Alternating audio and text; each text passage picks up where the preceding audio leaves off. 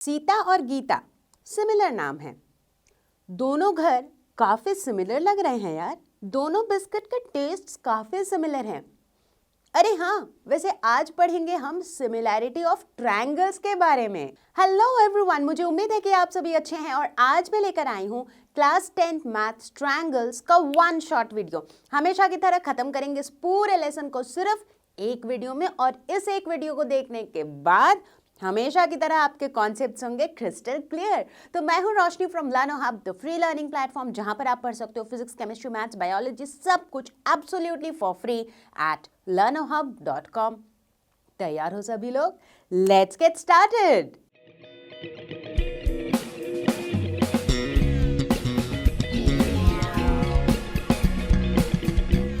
Triangle, try बोले तो three, angle बोले तो एंगल, मतलब एक ऐसा पॉलीगन जिसके 3 साइड्स हो या 3 एंगल्स हो उसे हम ट्रायंगल कहते हैं। ये तो हमने बचपन से पढ़ रखा है, बट आज हम लोग पढ़ने वाले हैं सिमिलैरिटी ऑफ ट्रायंगल्स। क्यों क्यों पढ़ने वाले हैं हम ये कॉन्सेप्ट? बिकॉज ये एक बहुत ही यूजफुल कॉन्सेप्ट है जिसके हेल्प से हम बहुत ऊंचे टावर या माउंटेन की हाइट मेजर कर सकते हैं। अगर कोई चीज़ बहुत दूर है तो बहुत लॉन्ग डिस्टेंसेस मेजर कर सकते हैं। और ये सारी चीज़ें हम मेजरिंग टेप से मेजर नहीं करेंगे, ऑब्वियसली हम इन्हें मेजर करेंगे यूजिंग इनडायरेक्ट मेजरमेंट्स, यानी कि using the concept of similarity of triangles. तो इससे पहले कि हम सिमिलैरिटी ऑफ ट्रायंगल्स डिस्कस करें, सबसे पहले समझ लेते हैं what exactly we mean by similarity. तो बच्चों, जब भी हम सिमिलर फिगर्स की बात करते हैं तो हम दो ऐसे फिगर्स की बात कर रहे होते हैं जिनका शेप तो सेम होता है but size is not necessarily the same, right? जैसे कि मान लो ये दो टॉयज। अब देखो, दोनों एग्जैक्टली सेम नहीं बोल सकती हूं मैं, सिमिलर बोल सकती हूँ, क्योंकि है तो वही चीज, है तो वही टॉय, बट एक का साइज बड़ा है और दूसरे का साइज छोटा है। अगर हम बात करें इन दोनों टेडीज की, तब उस केस में भी देखो दोनों टेडी बिल्कुल एक जैसे कान है, एक जैसे आईज हैं, कलर एक जैसा है, सब कुछ एक जैसा है, शेप एक जैसा है, लेकिन क्या फर्क है? इनके साइज में फर्क है। तो ये दोनों सिमिलर टेडीज हैं। अब इससे पहले आपने अपने प्रीवियस क्लासेस में पढ़ रखा है about congruence of triangles, right? हमने पढ़ा था ना कि दो ट्रायंगल्स कॉन्ग्रुएंट है। तो जब भी हम कॉन्ग्रुएंस की बात करते थे तो वहां पर हम कहते थे कि दो ऐसे ऑब्जेक्ट्स जिनका सेम है और जिनका शेप भी सेम है, राइट? मतलब अगर ये दोनों टेडीज एग्जैक्टली सेम शेप के और एग्जैक्टली सेम साइज के हों तो हम कह सकते हैं कि ये दोनों कॉन्ग्रुएंट फिगर्स हैं, ठीक है? तो जैसे जैसे मैं सिमिलैरिटी समझाऊंगी, एटलीस्ट स्टार्टिंग में मैं इसका थोड़ा सा कंपैरिजन करूंगी कॉन्ग्रुएंस के साथ, क्योंकि बहुत बार बच्चे ना दिमाग में उनके ये कंफ्यूजन चलते रहता है कि सिमिलर ट्रायंगल्स और कॉन्ग्रुएंट ट्रायंगल्स, इन दोनों में क्या फ़र्क है, राइट? तो इसीलिए दोनों को साथ साथ लेते हुए चलेंगे शुरुआत में। तो बच्चों, इस बेसिक कॉन्सेप्ट से हमें ये पता चल रहा है कि all congruent figures are similar but all similar figures are not congruent. ऐसा क्यों? बहुत आसान है। कॉन्ग्रुएंट फिगर मतलब उनका शेप भी सेम है, साइज भी सेम है, राइट? अब दोनों चीज़ें सेम है, सिमिलर होने के लिए हमें बस शेप सेम चाहिए, साइज सेम हो तो भी चलेगा, ना हो तो भी चलेगा। तो ऑब्वियसली इसका मतलब जितने भी कॉन्ग्रुएंट फिगर्स हैं वो सिमिलर तो हैं ही, क्योंकि उन सब का शेप सेम है और साइज भी सेम है ना? तो इसीलिए सारे कॉन्ग्रुएंट फिगर्स सिमिलर होते हैं, बट उल्टा हमेशा ट्रू नहीं होता है। क्यों? क्योंकि सिमिलर फिगर्स में ऐसे फिगर्स भी आते हैं जिनका शेप तो सेम होता है बट साइज सेम नहीं होता है, और जहां साइज सेम नहीं होगा तो वो कॉन्ग्रुएंट नहीं होंगे। अब अगर हम बात करें सिमिलर मैथमेटिकल फिगर्स की, क्योंकि यहाँ पर तो हम ट्रायंगल्स की सिमिलैरिटी की बात करने वाले हैं, तो चलो धीरे धीरे अपना फोकस जो है मैथमेटिकल फिगर्स की तरफ बढ़ाते हैं, ठीक है? अगर मैं बात करूँ इन सर्कल्स की, ठीक है, सारे सर्कल्स को ध्यान से देखो, लगभग सबका जो है ना, मतलब overall they are like similar. क्या फ़र्क है इनमें? इनके रेडियस का फ़र्क है।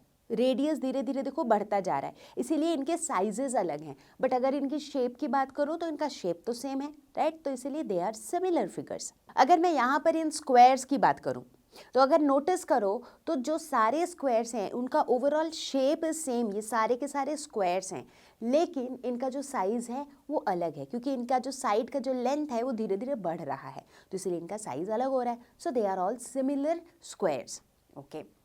अब अगर मैं बात करूँ ट्रायंगल्स की, जो हमारे इस चैप्टर का मेन टॉपिक है, ठीक है? यहाँ पे देखो दो ट्रायंगल्स हैं, ठीक है?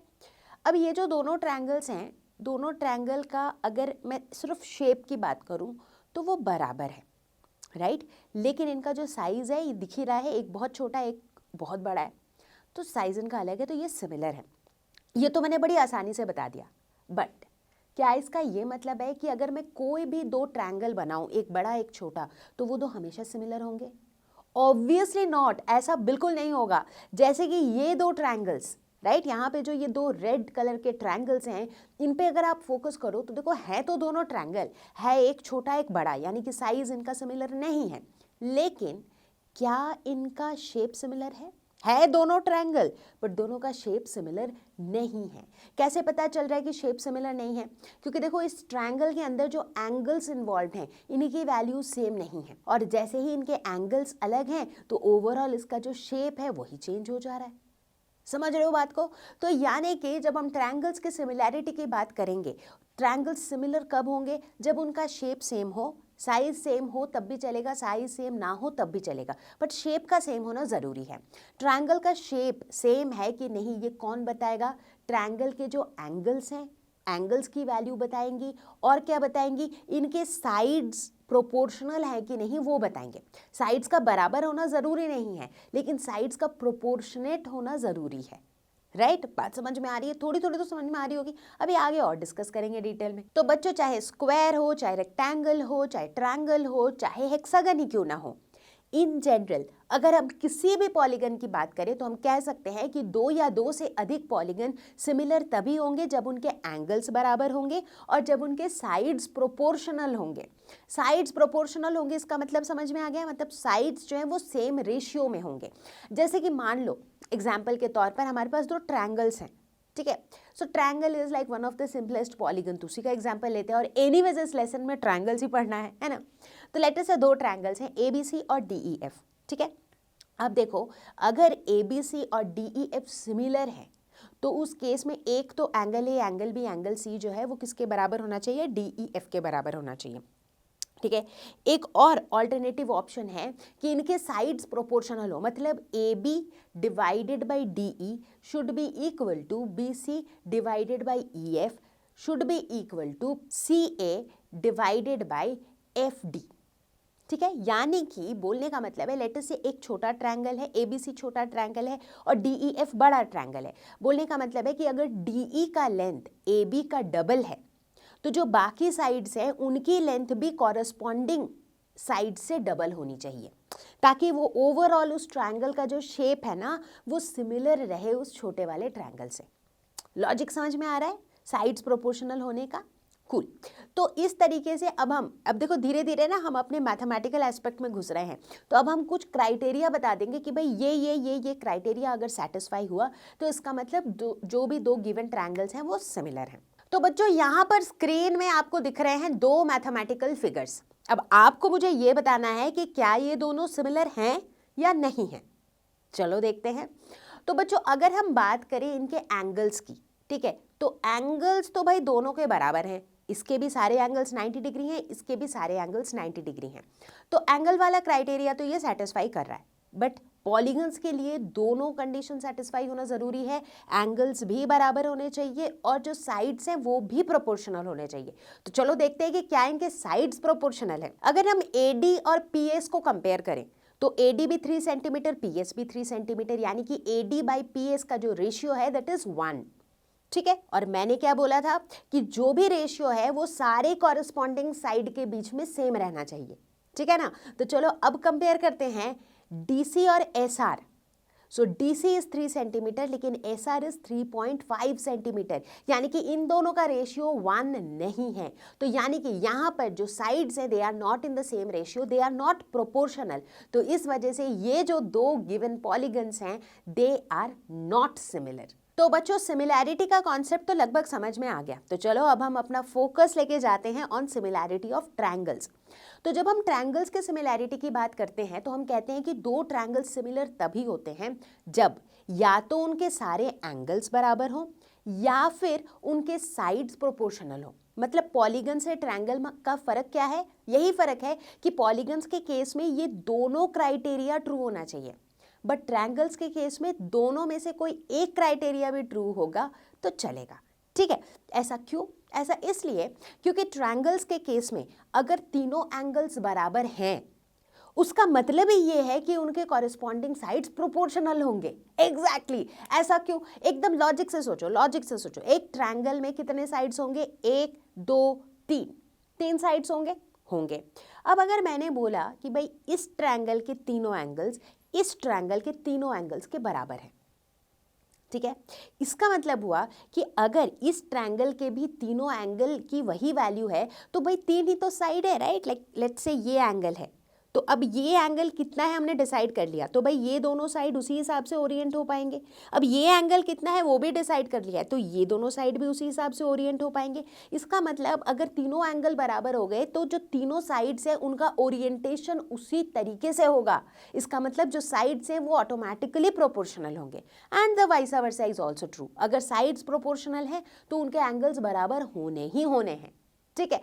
तो इस वजह से जब हम ट्रायंगल्स को सिमिलर हैं कि नहीं है इसको प्रूव करने जाते हैं तो हमें ये देखना होता है कि या तो उनके सारे एंगल्स बराबर हो या फिर उनके साइड्स प्रोपोर्शनल हो। तो चलो शुरू करते हैं इस पूरे चैप्टर का पहला थ्योरम जो कि है थेल्स थ्योरम।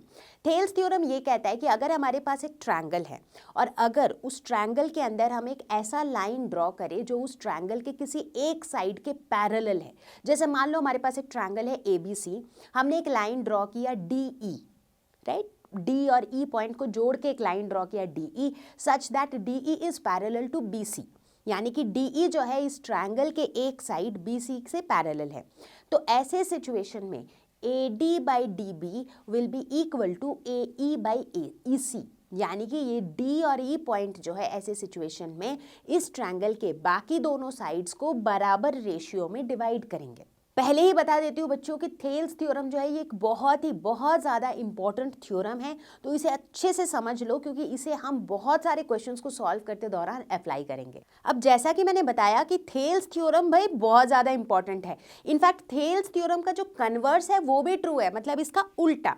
थेल्स थ्योरम ये कहता था कि अगर आपके पास एक ऐसा लाइन है जो किसी ट्रायंगल के किसी एक साइड के पैरेलल है तो वो लाइन ट्रायंगल के बाकी दो साइड को बराबर रेशियो में कट करता है, ठीक है। अब converse of Thales theorem exactly इसका ऑपोजिट कहता है। ये कहता है कि अगर हमारे पास कोई दो ऐसे पॉइंट हैं जो किसी ट्रायंगल के दो साइड्स को बराबर रेशियो में कट करते हैं, यानी कि AD by DE is equal to AE by EC, अगर ये गिवन है then DE is parallel to BC। मतलब एग्जैक्टली थेल्स थ्योरम में जो बोला गया था उसका exactly converse, so that is also true. और बच्चों ये दोनों चीजें आपको अच्छे से याद रखनी है क्योंकि बहुत सारे क्वेश्चंस में हम इनका यूज करेंगे कह रही हूँ। तो चलो देखते हैं कुछ क्वेश्चंस, आप रेडी हो ना पेन पेपर के साथ? तो चलो बच्चों देखते हैं सबसे पहला एग्जाम्पल जो कि थेल्स थ्योरम के ऊपर बेस्ड है। इस तरह के क्वेश्चंस को अटेम्प्ट करने के लिए सबसे पहले बहुत ही ध्यान से देख लेना होगा हमारे डायग्राम को। एग्जैक्टली तो इसी डायग्राम के ऊपर बेस्ड है ये क्वेश्चन जो कह रहा है कि LM is parallel to CB and LN is parallel to CD। ये दोनों बातें दी हुई है कि LM ये CB से पैरेलल है और LN जो है वो CD के पैरेलल है, ठीक है। Prove that AM by AB is equal to AN by AD, AM by AB is equal to AN by AD, यानी कि साइड के प्रोपोर्शनैलिटी वाली चीज़ को लेके आनी पड़ेगी। कहाँ से लाएंगे? थेल्स थ्योरम से। तो हम लोग क्या करेंगे, सबसे पहले फोकस करेंगे ट्रायंगल ABC पर, ठीक है। कहाँ है हमारा ट्रायंगल ABC? ये रहा ABC। अगर सिर्फ इस ट्रायंगल पे फोकस करो तो देखो LM दिया हुआ है BC के पैरेलल है, इसका मतलब जो L और M पॉइंट है वो इन दोनों साइड्स को बराबर रेशियो में डिवाइड करेगा, करेक्ट। तो इसीलिए यहाँ पे हम लिख सकते हैं कि since LM is parallel to CB therefore हम क्या लिख सकते हैं, AM by MB is equal to AL by LC, ठीक है। सो ये हमारा इक्वेशन 1 हो गया। ठीक इसी तरीके से अब फोकस करेंगे हम ट्रायंगल ADC पे। ट्रायंगल ADC, इस वाले ट्रायंगल में भी दिया हुआ है कि LN is parallel to CD, ठीक है। तो since LN is parallel to CD therefore हम क्या लिख सकते हैं, AN by ND is equal to AL by LC। तो हम लिखेंगे AN by ND is equal to AL by LC, ये हो गया हमारा इक्वेशन 2। अब 1 और 2 को कंपेयर करो, देखो AL बाई LC दोनों में है, यानी कि हम लिख सकते हैं कि AM by MB is equal to AN by ND। लिख सकते हैं, बिल्कुल लिख सकते हैं। सो देयरफॉर हम क्या लिख सकते हैं, AM by MB is equal to AN by ND। ठीक है, अब थोड़ा सा नज़र मार लेते हैं कि भाई हमें प्रूव क्या करना था। प्रूव करना था AM बाई AB। ठीक है, यानी कि AM बाई AB, यहाँ पर हमें क्या चाहिए था, हमें चाहिए था AB, ना कि हमें चाहिए था MB। ठीक है, okay, is equal to AN by AD, यानी कि AN बाई यहाँ पे ND नहीं चाहिए था, यहाँ पे क्या चाहिए था, यहाँ पे चाहिए था AB। ठीक है, ओके, तो अब थोड़ा सा सोचो कि इसे हम कैसे प्रूव कर सकते हैं, है ना। सबसे पहले तो क्या करते हैं, हम लोग इसको उलट देते हैं। ठीक है, इसको कर देते हैं MB divided by AM is equal to ND divided by AN। ठीक है, ऐसा हमने क्यों किया, अभी देखो पता चलेगा। अब हम क्या करेंगे, हम दोनों तरफ +1 कर देंगे, यानी कि MB divided by AM +1 is equal to ND divided by AN +1। कर सकते हैं ऐसा, बिल्कुल कर सकते हैं, क्योंकि दोनों तरफ अगर हम 1 ऐड कर रहे हैं तो हमारी इक्वालिटी एज इट इज़ रहेगी। ठीक है, अब इसको देखो, इसको जब ऐड करोगे तो क्या आएगा, ऊपर हो जाएगा MB plus AM divided by AM is equal to, यहाँ पे हो जाएगा ND plus AN divided by AN। ठीक है, अब देखो MB प्लस AM, ये क्या हो गया, ये हो गया AB, तो इसको हम लिख सकते हैं AB divided by AM is equal to, इधर देखो ND प्लस AN, तो ये क्या हो जाएगा पूरा, ये हो जाएगा AD डिवाइडेड बाई AN। ठीक है, अब देखो प्रूफ क्या करना था, AM बाई AB, यहाँ पे AB बाई AM है, तो इसको वापस से उलट देंगे, तो ये क्या हो जाएगा, ये हो जाएगा AM by AB is equal to AN by AD। And this is exactly what we wanted to prove, right. तो यानी कि इस पूरे क्वेश्चन को देखो, स्टार्टिंग का पार्ट तो बहुत इजी था, क्योंकि क्वेश्चन को पढ़ के ही पता लग रहा था कि यहाँ थेल्स थ्योरम लगेगा, तो इतना तो सभी कर लेंगे, ये भी सब कर लेंगे। इसके बाद थोड़ा सा ट्रिकी पार्ट आता है, इसके बाद कई बार आप सोच नहीं पाते हो कि यहाँ से हम यहाँ तक कैसे पहुँचे। तो यहाँ पे जो मोस्ट इम्पॉर्टेंट स्टेप था वो ये था, जिसमें हमने दोनों तरफ +1 ऐड किया, दोनों तरफ 1 ऐड किया। और ये सारे लॉजिक या फिर ये सारी थॉट प्रोसेस आपको कैसे आएगी, प्रैक्टिस से आएगी। तो जितना ज़्यादा क्वेश्चन प्रैक्टिस करोगे उतना ज़्यादा आप इस तरीके से सोच पाओगे। तो चलो बच्चों, देखते हैं हम अगला एग्जाम्पल। यहाँ पे कहा गया है कि DE is parallel to OQ, यानी कि DE is parallel to OQ। Okay, और कहा गया है कि DF is parallel to OR, यानी कि ये DF जो है ये OR के पैरेलल है। ओके, ये भी सही है। Show that EF is parallel to QR, हमें बताना है कि ये जो EF है ये QR के पैरेलल है। ठीक है, पैरेलल प्रूफ करना है, ट्रायंगल की बात हो रही है, so Thales theorem is like the first thing that comes to our mind. ठीक है, यहाँ पे क्या करेंगे, सबसे पहले तो क्या क्या दिया हुआ है ED is parallel to OQ। ध्यान से अगर हम देखें तो ये ED और OQ इस वाले ट्रायंगल का पार्ट है ना, इस ट्रायंगल का पार्ट है। So let us focus on triangle PQO। इस ट्रायंगल में एज पर थेल्स थ्योरम हम कह सकते हैं कि भाई चूंकि ये दोनों पैरेलल हैं, इसका मतलब this by this will be equal to this by this, वही सीखा है हमने। सो सिंस हम कह सकते हैं कि since DE is parallel to OQ, therefore हम लिख सकते हैं कि PE by EQ is equal to PD by DO। ये हो जाएगा हमारा फर्स्ट इक्वेशन। सिमिलरली चलते हैं हम ट्रायंगल दूसरे वाले पे, यानी कि अब हम फोकस करते हैं ट्रायंगल POR पे। इस ट्रायंगल पे अगर हम फोकस करें तो D F is parallel to O R ऐसा दिया हुआ है, right. So let's focus on triangle P R O. इस ट्रायंगल में दिया हुआ है कि D F is parallel to O R. तो थेल्स थ्योरम के हिसाब से हम लोग क्या लिख सकते हैं, हम लिख सकते हैं कि P F by F R is equal to P D by D O. तो इसको हमने लिख दिया लेट्स से इक्वेशन 2। अब 1 और 2 को कंपेयर करो, देखो इधर भी P D by D O, इधर भी P D by D O, यानी कि हम लिख सकते हैं कि P E by E Q is equal to P F by F R. लिख सकते हैं, बिल्कुल लिख सकते हैं। तो लिखो ना फिर। तो हम यहाँ पे कह सकते हैं कि फ्रॉम 1 एंड 2 हम लोग लिख सकते हैं कि P E by E Q is equal to P F by F R. ठीक है। अब ध्यान देने वाली बात है यार, P E by P E इतना हो गया बाई ई क्यू इतना हो गया is equal to P F by F R. अब बड़े वाले ट्रायंगल पे फोकस करो, right. Now let's focus on triangle P Q R. इस वाले ट्रायंगल पे अगर आप फोकस करो तो आप क्या देख रहे हो कि ई और एफ दो ऐसे पॉइंट्स हैं जो इस ट्रायंगल के दो साइड्स पी क्यू और पी आर को इक्वल रेशियो में डिवाइड कर रहे हैं, राइट। यानी कि यहाँ पे हम बात कर रहे हैं कन्वर्स ऑफ थेल्स थ्योरम की, करेक्ट। तो इसीलिए हम क्या कह सकते हैं कि E F will be parallel to Q R. So therefore E F will be parallel to Q R. कहाँ से लिख दिया हमने ऐसा, from Thales theorem.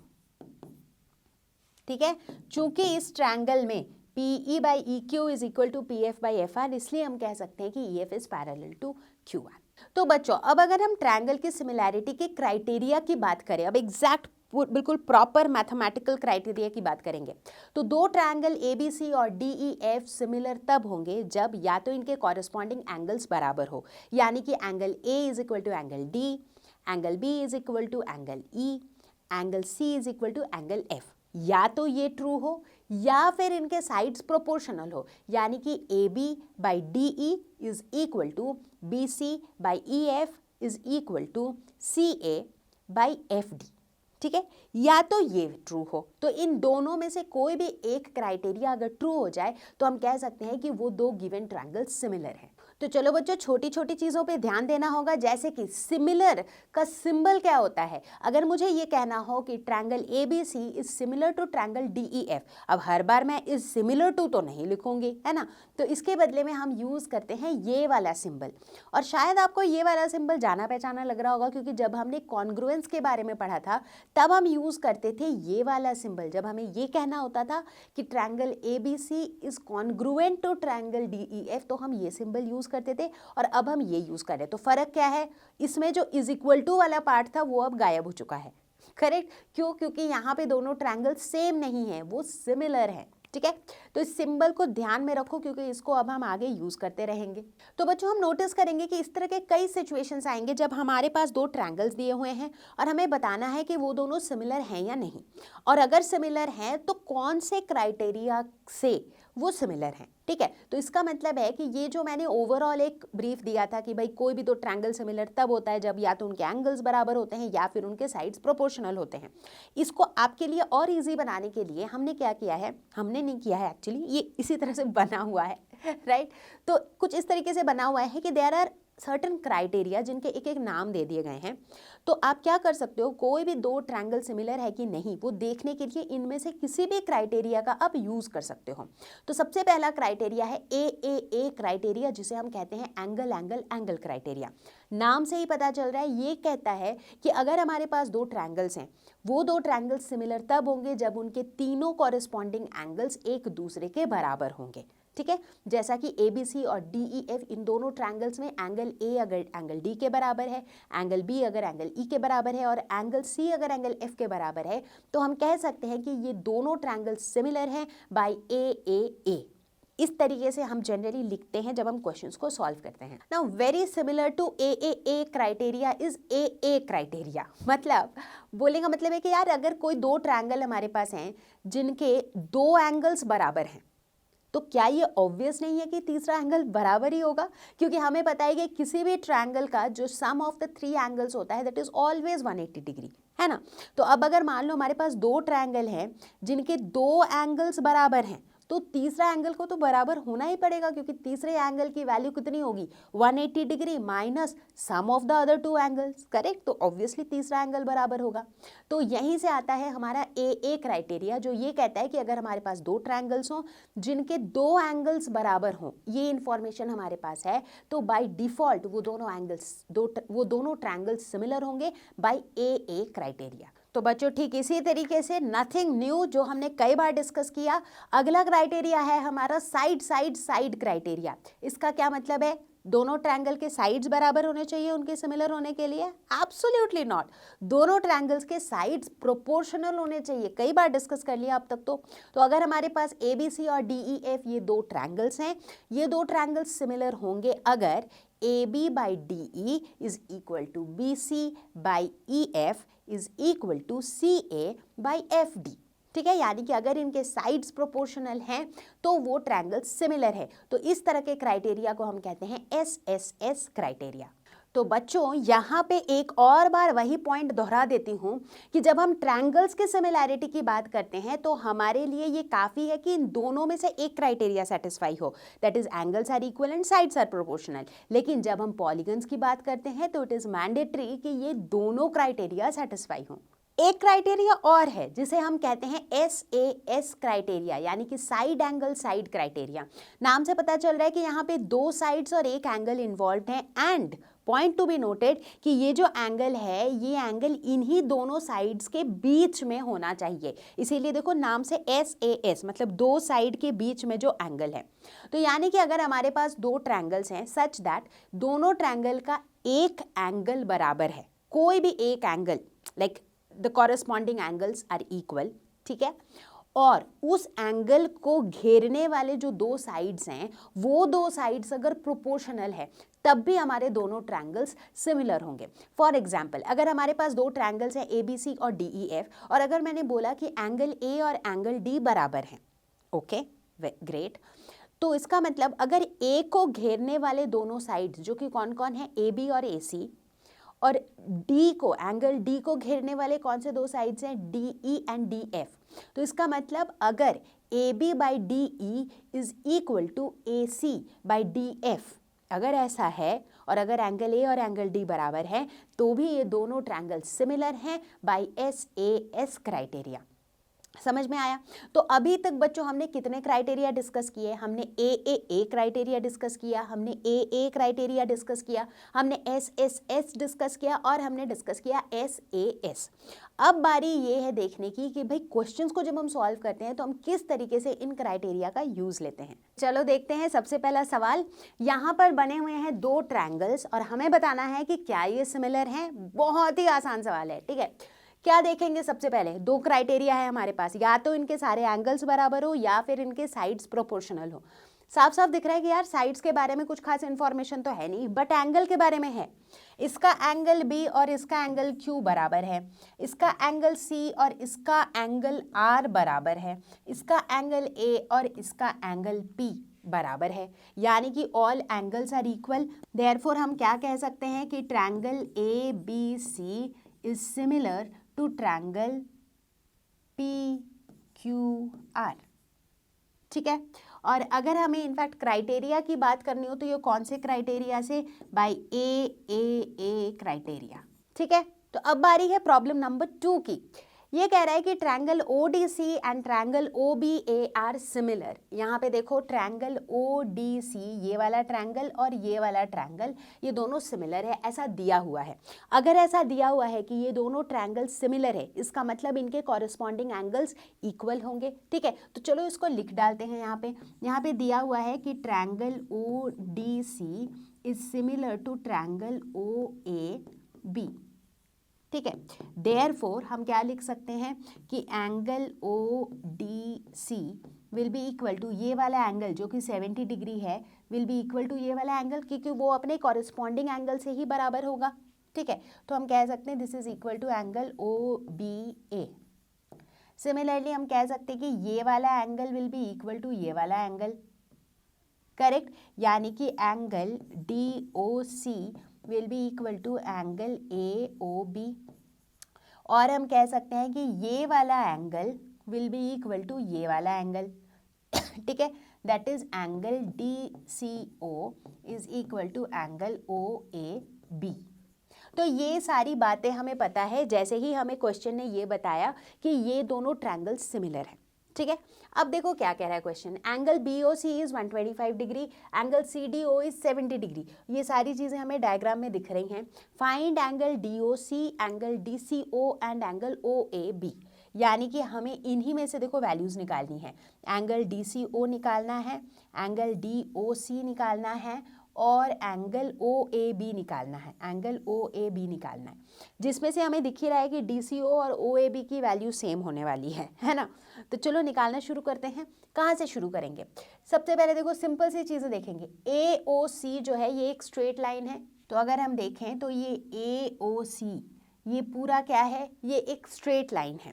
So therefore हम कह सकते हैं कि 125 डिग्री जो हमें दिख रहा है, ये वाला एंगल, ये एंगल 125 प्लस ये वाला जो एंगल है दैट इज एंगल AOB, ये दोनों एक लीनियर पेयर बनाएगा क्योंकि स्ट्रेट लाइन है, करेक्ट। तो यहाँ से हम कह सकते हैं कि एंगल AOB की जो वैल्यू है वो हो जाएगी 180 degree minus 125 degree which is 55 degree, ठीक है। AOB निकालना था हमें, नॉट रियली, AOB तो नहीं निकालना था, लेकिन यहाँ पे हमने क्या देखा था कि angle AOB is equal to angle DOC, तो यानी कि हम कह सकते हैं कि एंगल DOC की वैल्यू हो जाएगी 55 डिग्री। तो चलो एक वैल्यू तो हमें मिल गई, ठीक है। अच्छा, इसके बाद देखो क्या कर सकते हैं। अब हम लोग ये कह सकते हैं कि यार एंगल DOC की वैल्यू तो मिल गई है ना। अब DOC से हम क्या निकाल सकते हैं, देखो अब इस वाले ट्रायंगल पे फोकस करो, ठीक है। Let us just focus on triangle DOC। अब इस ट्रायंगल DOC के अंदर जो 3 इंटरनल एंगल है, इनका सम कितना होगा, 180 डिग्री होगा। तो वो 3 एंगल कौन कौन से हैं, एक तो ये 70 डिग्री है, तो लिख दो 70 डिग्री है, प्लस दूसरा है angle DOC plus angle DOC, plus तीसरा है एंगल DCO, और इन तीनों का सम होगा 180 डिग्री। अब यहाँ पे देखो DOC की वैल्यू अभी अभी हमने निकाली है 55, तो ये हो जाएगा 70 degree plus 55 degree plus angle DCO is equal to 180 degree, ठीक है। तो 70 प्लस 55 ये हो जाएगा 125 डिग्री, सो एंगल DCO हो जाएगा 180 degree minus 125 degree which is again 55 degree, ठीक है। तो ये आ गई एंगल DCO की वैल्यू। DCO भी हमें निकालना था, तो चलो एक और वैल्यू निकल गई। तीसरा वैल्यू था एंगल OAB, और यहाँ पे हमने क्या देखा कि DCO की वैल्यू जो है वो OAB की बराबर होगी। So therefore we can write angle OAB is also equal to 55 degree, ठीक है। तो इस तरीके से हमने तीनों एंगल्स की वैल्यूज निकाल ली। तो चलो बच्चों देखते हैं हम अगला सवाल। तो क्वेश्चन कह रहा है कि the poles of height, 2 poles of height A and B meters are P meters apart. मतलब 2 पोल्स हैं, जैसे यहाँ पे हमने बना लिया है AB एक पोल है जिसकी हाइट है A, CD एक पोल है जिसका हाइट है B, और इन दोनों के बीच में जो डिस्टेंस है दैट इज P, ठीक है। Prove that the point of intersection of lines joining top of each pole to the foot of opposite pole. Very interesting. एक पोल का टॉप और दूसरे पोल का फुट, ये दोनों को ज्वाइन करने वाला जो लाइन है, सिमिलरली इस पोल का टॉप और इस पोल का फुट, इसको ज्वाइन करने वाला जो लाइन है, इन दोनों के का जो पॉइंट ऑफ इंटरसेक्शन है जो कि हमारा पॉइंट O है, ठीक है। ये point O is given by AB divided by A plus B, यानी कि हमें प्रूव करना है कि ये जो OF जो हाइट है that is equal to AB divided by A plus B, ठीक। अब देखेंगे इस क्वेश्चन का अप्रोच क्या रहेगा। अब मुझे OF निकालना है in terms of A and B, तो हमें ये देखना पड़ेगा कि OF किस तरीके से A या B से कनेक्टेड है। अगर हम फोकस करें ऑन ट्रायंगल ABD, देखो जो रेड कलर से हाईलाइटेड है, इस ट्रायंगल में AB और OF दोनों ही इस ट्रायंगल में इन्वॉल्व है, राइट। इनफैक्ट अगर थोड़ा और अंदर झांक के देखें तो ट्रायंगल ABD के अंदर एक छोटा सा ट्रायंगल OFD भी छुपा हुआ है ना, बिल्कुल छुपा हुआ है। So let us do one thing, triangle ABD and triangle OFD check करते हैं कि क्या ये दोनों ट्रायंगल्स सिमिलर हैं, क्योंकि सिमिलैरिटी से फिर हम साइड्स की प्रोपोर्शनैलिटी की बातें कर पाएंगे, है ना। ठीक है, चलो चेक करते हैं। तो इन दोनों ट्रायंगल्स में एक तो हम देखते हैं कि ये जो एंगल ADB है ये कॉमन है। So angle ADB is equal to angle ADB which is a common angle इन दोनों ट्रायंगल्स के बीच में। ठीक है, इसके अलावा और क्या दिख रहा है? अगर हम छोटे वाले ट्रायंगल की बात करें तो दिस इज़ 90 डिग्री, अगर बड़े वाले ट्रायंगल की बात करें तो दिस इज़ 90 डिग्री। ठीक है, यानी कि एक और एंगल बराबर है, तो हम कह सकते हैं कि angle OFD is equal to angle ABD. Why? Because both are 90 degree. हमने क्या सीखा था कि अगर किसी भी दो ट्रायंगल्स में दो एंगल्स बराबर हो गए तो we can write that triangle ABD is similar to triangle OFD by AA similarity criteria। यही सीखा था हमने। तो यानी कि भाई ये दो ट्रायंगल हमारे सिमिलर हो गए। अब अगर ट्रायंगल सिमिलर हो गए तो हम क्या कह सकते हैं कि इनके साइड्स क्या होंगे? प्रोपोर्शनल होंगे। कौन से साइड्स? ये वाला साइड और ये वाला साइड प्रोपोर्शनल होगा, बिल्कुल होगा। सिमिलरली ये वाला साइड और ये पूरा साइड प्रोपोर्शनल होगा, बिल्कुल होगा। हमने इन्हीं साइड्स को चूज़ क्यों किया? क्योंकि मुझे OF में इंटरेस्ट है, राइट। तो हम कह सकते हैं कि OF divided by AB is equal to FD divided by BD। ठीक है, तो यहाँ से हम क्या लिख सकते हैं? यहाँ पे अगर हम देखें तो हम AB की जगह लिख सकते हैं A, BD की जगह लिख सकते हैं P, क्योंकि ये वैल्यूज हमें गिवन है। ठीक है, so we can write FD is equal to OF, FD is equal to OF divided by AB into BD। So divided by AB की जगह लिख दिया A और इंटू BD की जगह लिख दिया P। ठीक है, तो हम ये लिख सकते हैं, बिल्कुल लिख सकते हैं। ओके, अब आगे बढ़ेंगे। अब यही सिमिलर चीज़ हम करेंगे, लेकिन अब हम OF को रिलेट करवाएंगे किसके साथ? B के साथ। और ऐसा करने के लिए हम फोकस करेंगे इस ट्रायंगल पे। तो अभी हमारा फोकस चला जाएगा ट्रायंगल BCD और ट्रायंगल BOF पे। ठीक है, तो बच्चों यहाँ पे ना मैं फिर से पूरा सिमिलैरिटी दिखाऊंगी नहीं, आप खुद से प्रूव कर सकते हो। So basically triangle BCD is similar to triangle BOF। ठीक है, तो चूंकि यहाँ पर भी ये बड़ा वाला ट्रायंगल और ये छोटा वाला ट्रायंगल सिमिलर है, तो हम क्या लिख सकते हैं? यहाँ भी हम कुछ इस तरीके से लिख सकते हैं। देयरफॉर वी कैन राइट कि OF डिवाइडेड बाय ये वाला दैट इज CD जिसकी वैल्यू B है इज इक्वल टू छोटे वाले ट्रायंगल में BF डिवाइडेड बाय बड़े वाले ट्रायंगल का BD जिसकी वैल्यू P है। ठीक है, हम ऐसा लिख सकते हैं। मतलब ये पूरी चीज़ हमने डिटेल में नहीं करी, क्योंकि वो एग्जैक्टली वही चीज़ आपको करनी है जो आप खुद से कर लोगे। ठीक है ना, तो ऐसा हम लिख सकते हैं। ओके, तो यहाँ से अब हम क्या लिख सकते हैं? थोड़ा ध्यान से देखो। यहाँ से हम लिख सकते हैं कि यार यहाँ से ना हम कह सकते हैं, कहाँ लिखूँ मैं इसको? मैं यहाँ लेके जाती हूँ। तो यहाँ से हम कह सकते हैं कि BF is equal to OF divided by B into P।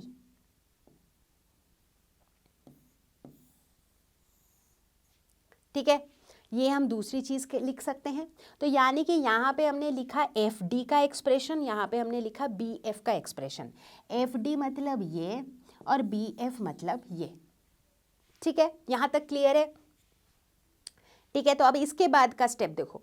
तो यानी कि हम क्या लिख सकते हैं कि जो पूरा जो P है, P ये पूरा BD है। So P is basically what?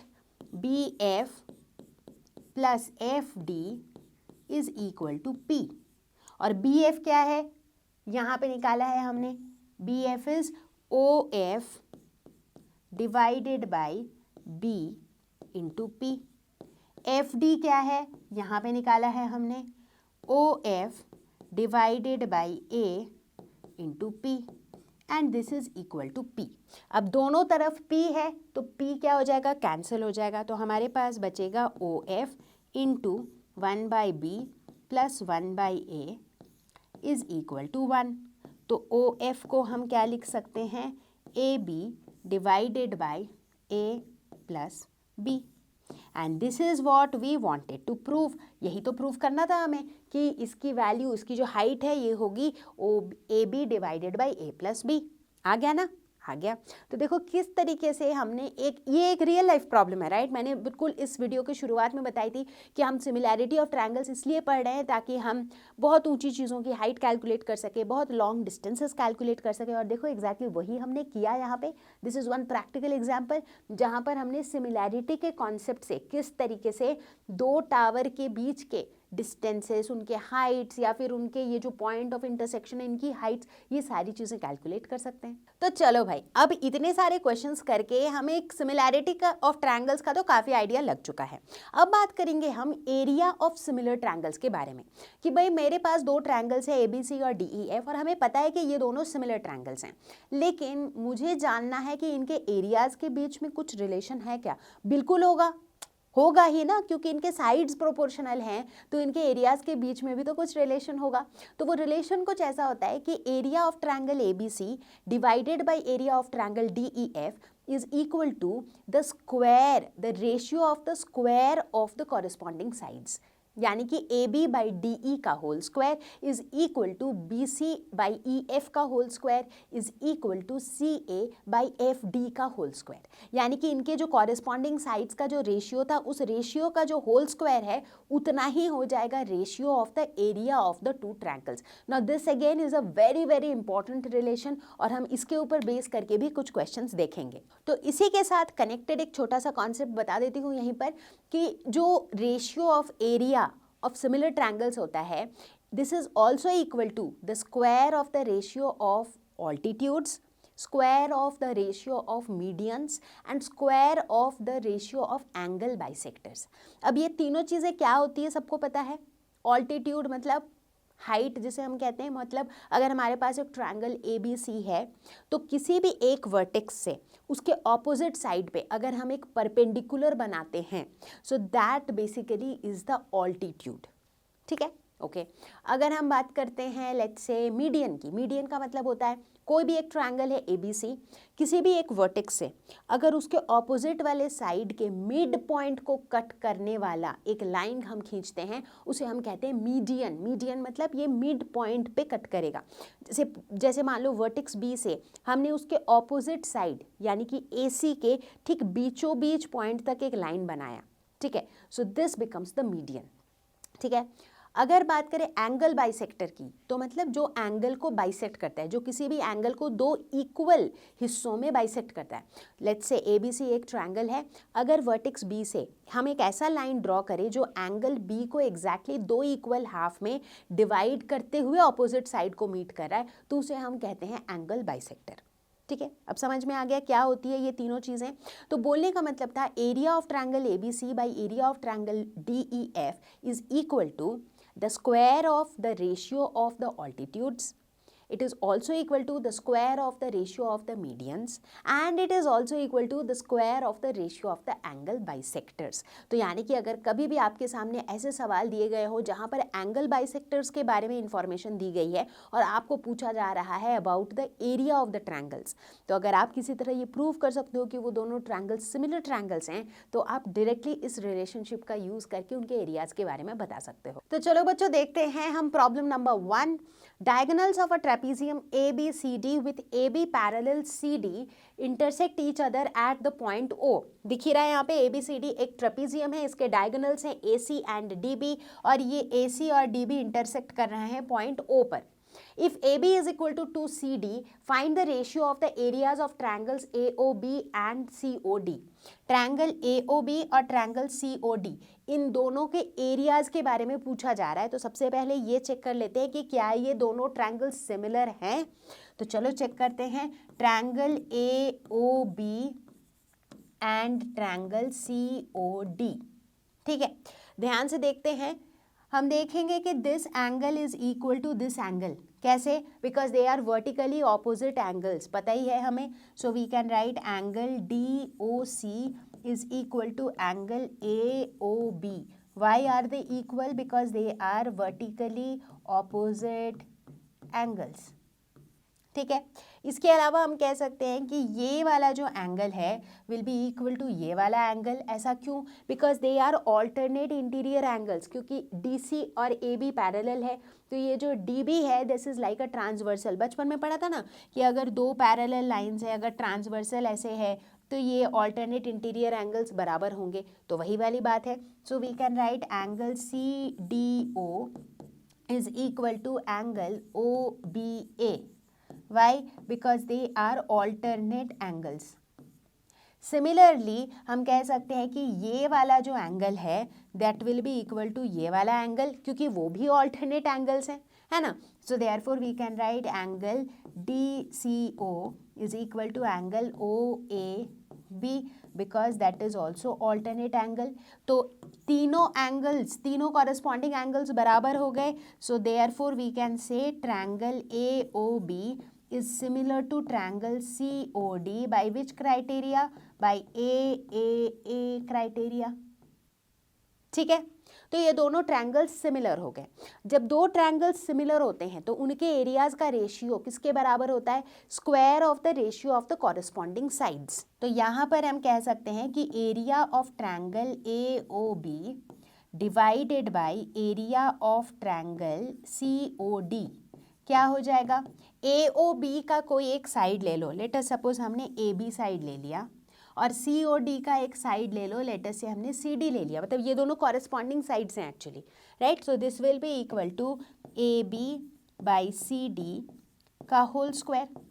अब अगर क्वेश्चन पे ध्यान दे तो यहाँ पे दिया हुआ है कि AB is equal to 2CD, तो AB की जगह हम 2CD लिख सकते हैं।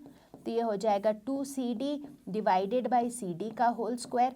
CD कैंसिल, यानी कि दिस विल बी 4:1। तो रेशियो यही निकालना था ना, find the ratio of the areas of triangles AOB to triangle COD। So your answer would be 4:1।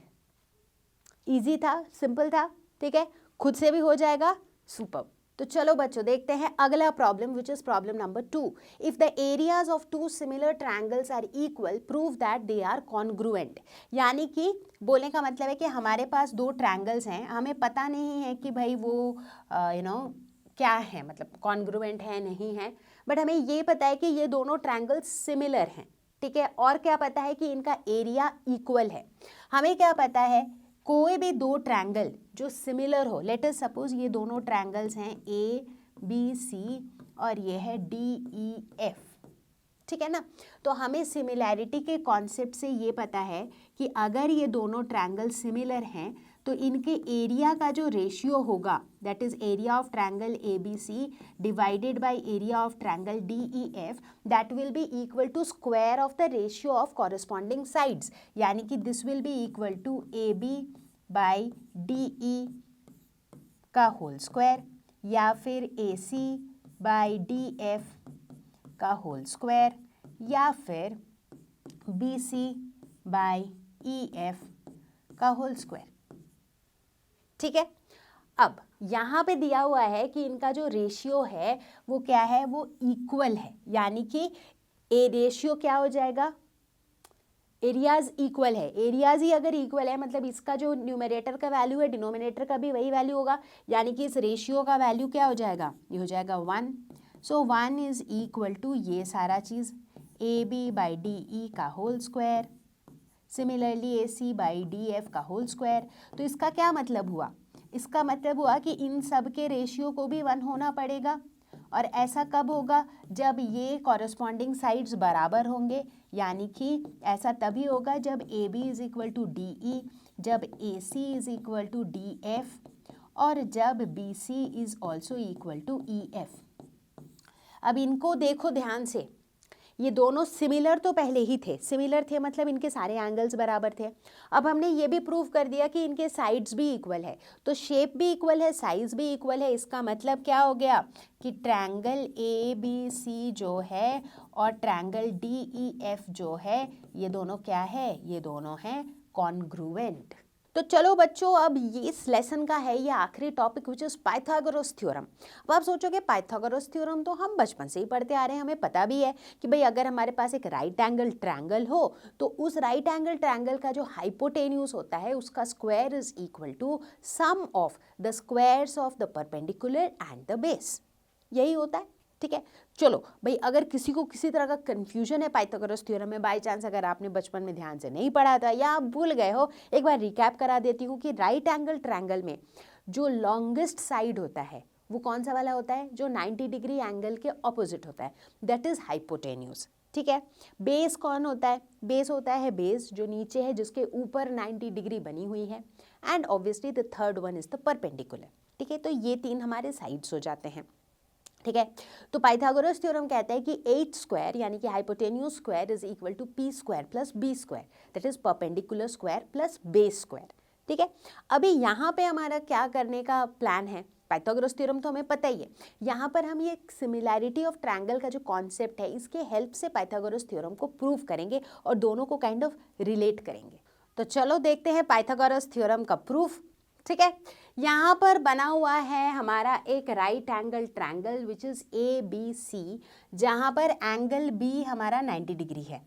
ठीक है, जैसे कि आप देख रहे हो कि यहाँ पर हमने एक परपेंडिकुलर ड्रॉ किया है BD। ठीक है, ओके, अब क्या करेंगे हम लोग, हमें प्रूफ क्या करना है, सबसे पहले तो ये लिख लेते हैं। सो टू प्रूव क्या है, हाइपोटेन्यूज का स्क्वायर यानी कि AC square is equal to AB square plus BC square, ये प्रूफ करना है हमें। ठीक है, ओके, तो चलो करते हैं। तो सबसे पहले क्या करेंगे हम लोग, हमारे पास एक बड़ा ट्रायंगल है ABC और उसके अंदर एक छोटा ट्रायंगल है ABD। पहले देखेंगे कि क्या ये दोनों सिमिलर हैं, ऐसा क्यों कर रहे हैं थोड़ी देर बाद पता चलेगा। So triangle ABC and triangle ABD, अगर इन दोनों को कंपेयर करें तो भाई बड़े वाले ट्रायंगल में एंगल B जो है ये 90 डिग्री है और छोटे वाले में ये जो एंगल है BDA ये 90 डिग्री है। सो हम लिख सकते हैं कि angle ABC is equal to angle ADB। क्यों, क्योंकि दोनों 90 डिग्री है। एक तो हो गया, ओके।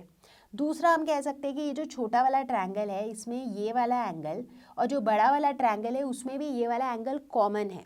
सो हम कह सकते हैं angle A is equal to angle A because this is a common angle. तो बच्चों दो एंगल्स अगर बराबर हो गए तो हम कह सकते हैं कि triangle ABC is similar to triangle ABD by which criteria, by angle angle criteria. ठीक है, तो ये दोनों सिमिलर हो गए। जैसे ही ये सिमिलर हो गए तो इनके कॉरेस्पॉन्डिंग साइड्स क्या हो जाएंगे, प्रोपोर्शनल हो जाएंगे। सो देयरफॉर हम लोग क्या लिख सकते हैं, अब देखो कॉरेस्पॉन्डिंग साइड्स क्या होते हैं, जो एंगल्स बराबर हैं उन्हीं के ऑपोजिट वाले साइड प्रोपोर्शनल होंगे। जैसे मान लो ये वाला एंगल A है तो छोटे वाले ट्रायंगल में इस एंगल A का ऑपोजिट साइड हो जाएगा BD और बड़े वाले साइड में इसका ऑपोजिट साइड हो जाएगा BC। तो हम कह सकते हैं BD बाई BC होगा किसके बराबर, छोटे वाले ट्रायंगल में 90 डिग्री का ऑपोजिट साइड है AB, बड़े वाले ट्रायंगल में 90 डिग्री का ऑपोजिट साइड है AC। So AB by AC, यही तरीका है, वरना आप कंफ्यूज होते रहोगे कि यार इस ट्रायंगल के किस साइड को उस ट्रायंगल के किस साइड से डिवाइड करें। ठीक है, सिमिलरली अब जो तीसरा एंगल बच गया, जैसे छोटे वाले ट्रायंगल में ये बच गया तीसरा एंगल, इसका ऑपोजिट साइड क्या है AD और बड़े वाले ट्रायंगल में जो तीसरा एंगल बच गया वो है ये एंगल, इसका ऑपोजिट साइड क्या है, इसका ऑपोजिट साइड भी AB है। ठीक है, तो यानी कि अगर ये दोनों ट्रायंगल सिमिलर हैं so this ratio will hold true. ठीक है, ओके। अब यहाँ से देखो हम क्या लिख सकते हैं यहाँ से let us not focus on B D by B C, क्योंकि हमारा सारा फोकस अभी इस तरफ वाले पार्ट में है, ठीक है। So let us try to focus on this part, ठीक है। तो यहाँ से फोकस करके हम लिख सकते हैं कि A B square is equal to A C into A D, ठीक है। मतलब बेसिकली यहाँ पे ये जो ए बी स्क्वायर था ना, इस ए बी स्क्वायर का हमने यहाँ पे एक्सप्रेशन निकाल लिया है, ठीक है। अब क्या करेंगे, इन अ सिमिलर वे हम बी सी स्क्वायर को लिखने की कोशिश करेंगे। सो इन अ सिमिलर वे हम क्या करेंगे, ट्रायंगल ए बी सी जो बड़ा वाला ट्रायंगल है और जो इधर का छोटा वाला ट्रायंगल है that is triangle B D C, इनको हम सिमिलर प्रूव करेंगे, ठीक इसी तरीके से। इसको आप खुद से कर सकोगे, ठीक है। और जैसे ही ये दोनों सिमिलर प्रूव हो जाएंगे तो फिर से हम इनके साइड्स को इस तरीके से प्रोपोर्शनल लिखेंगे, ठीक है।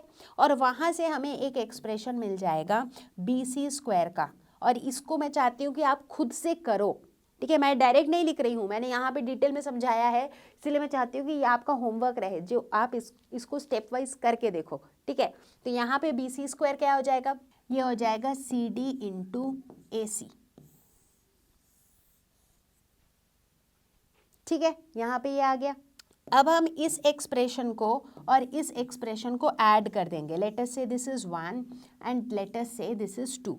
तो अब हम लोग क्या करेंगे, 1 + 2 करेंगे, तो हमें क्या मिलेगा, हमें मिलेगा A B square plus B C square जो कि इक्वल है A C into A D plus A C into C D, यानी कि ए सी अगर मैं कॉमन ले लूँ तो अंदर बचेगा A D plus C D. अब A D plus C D क्या है, यहाँ पे देखो A D plus C D that is actually equal to A C, तो यानी कि हो जाएगा A C into A C which is A C square, and that is what we wanted to proof. यही तो प्रूफ करना था कि A B square plus B C square is equal to A C square. तो देखो हमने similarity वाले concept से किस तरीके से पाइथागोरस थ्योरम को प्रूव किया। तो अब बच्चों पाइथागोरस थ्योरम से रिलेटेड कुछ और इंपॉर्टेंट थ्योरम्स होते हैं जो आपको पता होने चाहिए। जैसे सबसे पहला तो कन्वर्स ऑफ पाइथागोरस थ्योरम, यानी कि पाइथागोरस थ्योरम का जस्ट उल्टा, यानी कि ये कहता है कि in a triangle if square of one side is equal to the sum of the squares of the other two sides then the angle opposite to the first side is a right angle. मतलब अगर हमें कोई भी ऐसा triangle कभी भी मिलता है जिसमें एक साइड का स्क्वायर जो है that is equal to sum of the squares of the opposite two sides, इसका मतलब है कि ये वाला जो साइड था इसके ऑपोजिट वाला एंगल क्या होगा, ये राइट एंगल होगा, ठीक है। ओके अच्छा, दूसरा इंपॉर्टेंट थ्योरम ये कहता है कि if a perpendicular is drawn from the vertex of a right angle of a right angle triangle, जैसे मान लो अगर एक A B C right angle triangle है जिसमें एंगल बी जो है वो 90 डिग्री है, और पॉइंट बी से हमने एक परपेंडिकुलर ड्रॉ किया ऑन द ऑपोजिट साइड, और ये ऑपोजिट साइड क्या है, ए सी क्या है, राइट एंगल का ऑपोजिट साइड क्या होता है, हाइपोटेन्यूज होता है, ठीक है। Then triangles on both sides of the perpendicular are similar to the whole triangle and to each other. तो ऐसे सिचुएशन में ये वाला जो ट्रायंगल है और ये वाला जो ट्रायंगल है ये दोनों आपस में भी सिमिलर होंगे और ये दोनों बड़े वाले ट्रायंगल से भी सिमिलर होंगे, and exactly this is what we proved just now. अभी थोड़ी देर पहले हमने यही चीज़ तो प्रूव किया था। ऐसे सिचुएशन में क्या होगा, triangle ADB will be similar to triangle BDC and these will be similar to triangle ABC, ठीक है। तो ये थे हमारे दो इंपॉर्टेंट थ्योरम्स। तो चलो देखते हैं पहला क्वेश्चन। सो प्रॉब्लम 1 कह रहा है कि PQR is a triangle right angled at P, मतलब ये एक हमारा राइट एंगल ट्रायंगल है जहाँ पर 90 डिग्री कौन सा वाला एंगल है, angle P, and M is a point on QR such that PM is perpendicular to QR, और यहाँ पे भी PM क्या है, एक परपेंडिकुलर है। Show that PM square is equal to QM into MR, ठीक है। यहाँ पे सिंपल पाइथागोरस थ्योरम लगाएंगे। सबसे पहले तो ट्रायंगल PQR जो कि एक राइट एंगल ट्रायंगल है उसमें पाइथागोरस थ्योरम लगाएंगे तो हमारा हाइपोटेन्यूज हो जाएगा QR, तो हम लिख सकते हैं कि QR square is equal to QP square plus PR square, simple. इसको फर्स्ट इक्वेशन लिख देते हैं। अब बात करते हैं जो छोटे छोटे दो राइट एंगल ट्रायंगल है, ये भी एक राइट एंगल ट्रायंगल है और ये भी एक राइट एंगल ट्रायंगल है बिल्कुल है। तो चलो अब फोकस करते हैं राइट एंगल ट्रायंगल PQM पे। तो इस वाले ट्रायंगल पे क्या हो जाएगा, इस वाले ट्रायंगल में देखो ये 90 डिग्री है, तो इसका ऑपोजिट साइड हो जाएगा PQ। So PQ is the hypotenuse, तो हम लिख सकते हैं PQ square is equal to QM square plus PM square. ठीक इसी तरीके से जो दूसरा वाला ट्रायंगल है दैट इज ट्रायंगल PMR, इसमें हम क्या लिख सकते हैं, अब देखो PMR में जो हाइपोटेन्यूज हो जाएगा वो हो जाएगा PR। So PR square is equal to PM square plus MR square, ये लिख सकते हैं हम लोग। अब देखो ये जो पहला हमने एक्सप्रेशन लिखा था QR स्क्वायर, QR को हम लिख सकते हैं QM प्लस MR, लिख सकते हैं, बिल्कुल लिख सकते हैं। तो लिखते हैं, इसको लिख सकते हैं QM प्लस MR का whole square is equal to QP square. ठीक है, QP स्क्वायर को हम क्या लिख सकते हैं, क्योंकि देखो यहाँ पे हमें जो प्रूफ करना है उसमें क्या क्या है, PM है, QM है और MR है। ठीक है, तो चलो इसको करके देखते हैं। तो इधर हो जाएगा, इधर था यहाँ पे QP स्क्वायर, तो QP के जगह, QP स्क्वायर की जगह हम ये लिख सकते हैं, तो लिखते हैं QM square plus PM square plus PR square. अब PR स्क्वायर की जगह हम ये लिख सकते हैं, तो लिखते हैं, तो इसकी जगह लिखेंगे PM square plus MR square. ठीक है, हो गया, ग्रेट। अब देखो ये A plus B whole square के फॉर्म में है, तो इसको हम लिख सकते हैं A square plus B square plus 2 into A into B, और इस तरफ सब कुछ लगभग एज इट इज़ रहेगा। इधर है QM स्क्वायर, इधर है PM square plus PM square यानी कि 2PM square plus MR square. ठीक है, अब देखो QM स्क्वायर कैंसिल हो जाएगा, MR स्क्वायर कैंसिल हो जाएगा, इधर 2 और 2 कैंसिल हो जाएगा।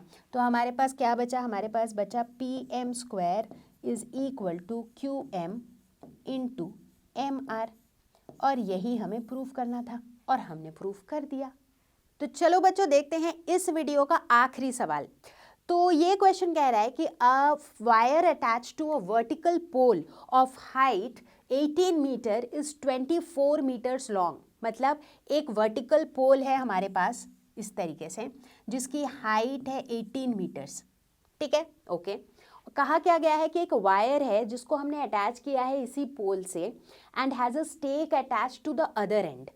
ठीक है, मतलब यहाँ से हमने एक वायर इस तरीके से लगाया है जिसका यहाँ पे एक स्टेक है अदर एंड पे। ठीक है, how far from the base of the pole should the stake be driven so that the wire will be taut. Taut मतलब वायर बिल्कुल स्ट्रेट हो, मतलब ये वाला जो स्टेक है, यहाँ पे जो सामान है वो इस टावर के फुट से कितने दूर होना चाहिए सच दैट ये जो वायर है बिल्कुल स्ट्रेट हो। बोलने का मतलब है अगर मान लो ये सामान यहाँ पे रहेगा तो ये वायर कैसा होगा, ऐसे लूज रहेगा, स्ट्रेट नहीं रहेगा, और एक पॉइंट के बाद जो मतलब एक पर्टिकुलर पॉइंट पे आने से ही वो जो है स्ट्रेट होगा। करेक्ट, तो जब ये स्ट्रेट होगा तो ये हमारा एक राइट एंगल ट्रायंगल की तरह होगा, क्योंकि जो टावर है वो तो परपेंडिकुलर है ना ग्राउंड के साथ, सो दिस इज 90 डिग्री। ठीक है, ये मुझे निकालना है, और इस वायर का लेंथ दिया हुआ है 24 मीटर्स। ठीक है, क्या ये मुश्किल है क्वेश्चन? बिल्कुल नहीं, ये तो बहुत आसान क्वेश्चन है, बट यहाँ पे बच्चे फंसते क्यों हैं? क्योंकि उनको क्वेश्चन का मतलब समझ में नहीं आता है, तो वो ये डायग्राम बना नहीं पाते हैं। That is the only problem here. तो यहाँ पर आप लगा दोगे पाइथागोरस थ्योरम, जिसके अकॉर्डिंग 24 स्क्वायर जो कि हाइपोटेन्यूज है इज इक्वल टू परपेंडिकुलर का स्क्वायर विच इज 18 प्लस जो हमें पता नहीं है, let us say that is x square. ठीक है, तो हम कह सकते हैं X square is equal to 24 का होल स्क्वायर माइनस 18 का होल स्क्वायर। लंबे मल्टीप्लिकेशन करने की ज़रूरत नहीं है, ए स्क्वायर माइनस बी स्क्वायर से कर लो, ये हो जाएगा ए प्लस बी इंटू ए माइनस बी, आसान हो गया। ये हो जाएगा 42, ये हो जाएगा 6, और ये है एक्स स्क्वायर। तो एक्स की वैल्यू क्या हो जाएगी, रूट ओवर 42 को लिख सकते हैं 6 इंटू 7, ये इंटू 6, तो ये हो जाएगा रूट ओवर 7 इंटू 6। तो x की वैल्यू हो जाएगी 6√7 meter and that is your answer. तो बच्चा पार्टी, इसी के साथ हम आ पहुंचे हैं इस वीडियो के एंड तक और मुझे पूरी उम्मीद है कि आपको ये वीडियो पसंद आया होगा, आपको ये वीडियो यूज़फुल लगा होगा। बट रुकना नहीं है, इसके बाद भी आपको अपने टेक्स्ट बुक के सारे क्वेश्चंस खुद से सॉल्व करने हैं और मुझे पूरी उम्मीद है कि अधिकतर या फिर सारे क्वेश्चंस आप खुद से सॉल्व कर लोगे। जितनी ज़्यादा प्रैक्टिस करोगे मैथ्स आपकी उतनी स्ट्रांग होती जाएगी और मैथ्स करने में उतना मज़ा आने लगेगा। और मैं आपको जल्दी ही मिलती हूँ एक और मज़ेदार वीडियो के साथ बहुत ही जल्द। तब तक के लिए stay home, stay safe, take care, bye bye.